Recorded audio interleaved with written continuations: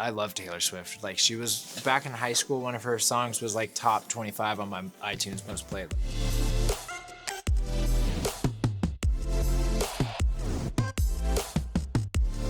I feel like I've always been very inspired by my shows. The first time I played a 500-person venue room was so inspiring. And then I feel like that going all the way up to playing football stadiums has just been like continuously inspiring. And I think I got a little like, you know, 2 or 3 years ago, I got a little worn out of like really dance music focused stuff. That's why I wanted to really experiment with the rock dance music blend on my album, which was super fulfilling as like an artist. And now I'm really inspired by more electronic stuff again. There's something so special about like a dance focused anthem. Just like feels so good, and like there's just really good positivity and energy around that type of song that I really miss, you know, and I want to return to.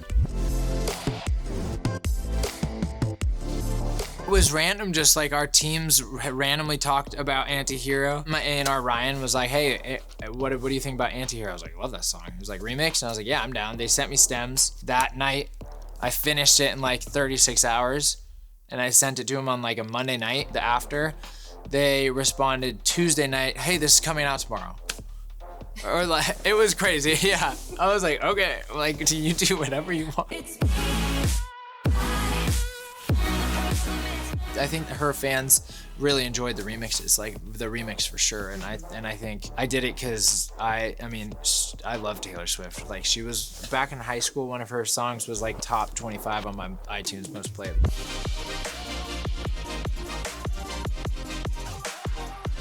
I think I also have always invested in my own production, my own shows. Like, most of my tours I've ever done, I've gone as hard as I could, like break even. Even with the Trilogy shows, like we spent as much as we possibly could on everything. So I think people know to expect that I'm gonna go as hard as I can. It's fun to have like huge songs and have people, like, you know that everyone is gonna be singing this in the stadiums, and like there's like super satisfyingness. When the two blend is the best, when it's emotional and like really fulfilling and this like anthem, that's just like awesome. Best of both worlds.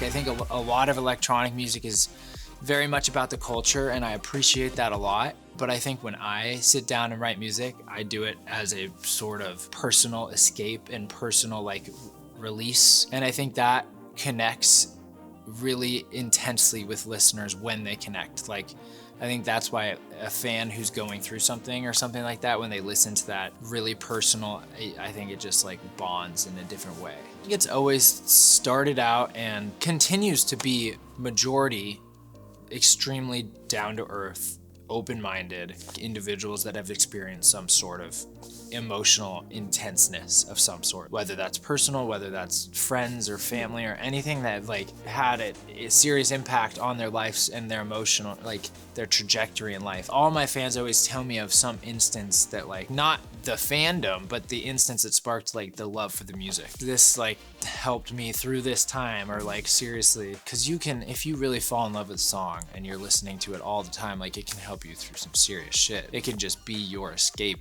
where nothing else can help that.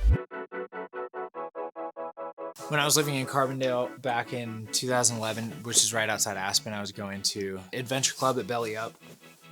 And I was just like writing for music blogs at the time. It was such a fun, like organic music scene back then, because everything was either on YouTube or blogs would write it up, and you would download the songs and put them in your playlists, and like you had to search, like you had so much more work involved, and it was awesome. I loved it. I don't know if I'm just like the boomer in me or something, but it was so good. I've always loved making music on GarageBand, but I sucked at it, but I always like was into it. But I'd like sit and it like, I knew the creative outlet like was exciting, and I had just gotten sober, so I was pretty much like, I have all this time, I'm just gonna try to learn how to produce and learn how to play piano, like how to figure out music theory and stuff on YouTube, and would make like Wonderwall remixes and like random crap. Like an original song that I was really like, okay, this is pretty decent, was called Drop Our Hearts, and it was in like 2000, 14, 13 maybe. But it was still, like, looking back, it's still not that good. But it was better, significantly better, songwriting wise and production wise than anything I had done. At the time, there was like big dubstep.net and like all this stuff, and it got #1 on dubstep.net. I was like,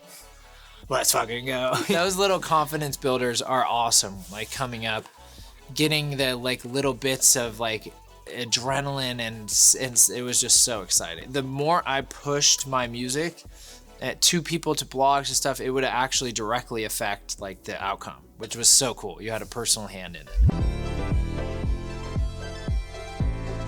I think Kaskade is one of my favorite like humans I've ever met. Like he is such a kind dude. And I think coming up, you know, being a sober guy who started making music just because I needed to get sober, and like that was so helpful for me, and not wanting to be like a preachy kind of get sober person. Like I want everybody to enjoy their lives. But I think meeting Ryan really gave me kind of hope, you know, in that sense, to like, you can do this and not totally be a party animal, because it's really hard, because you see how insane people go like hard at every show, and are you gonna be accepted if you're just not partaking in that? I think there is a downside to being a sober person in it, but I also think you don't you just don't have to buy into it. At first I was like nervous about it because I didn't want to come off preachy, and like I love rave culture and people enjoying themselves, and I don't want to be like the person that like is like, man, you guys are really fucking your lives up. Like no, you guys are all having great experiences and probably like absolutely only affecting the world for the better, because it's, I think everyone, you know, spreading love and being happy and being like that's what the world needs more of. And so I was always nervous, but now I think it's like people appreciate it immensely with the music behind it, and they also appreciate that like I did all of this sober. I think that's just like really awesome. And like, I mean, that's not really all my doing, that's my community and my people, and like lucky, you know, I think. So it's crazy that I even made it. 'Cause it's all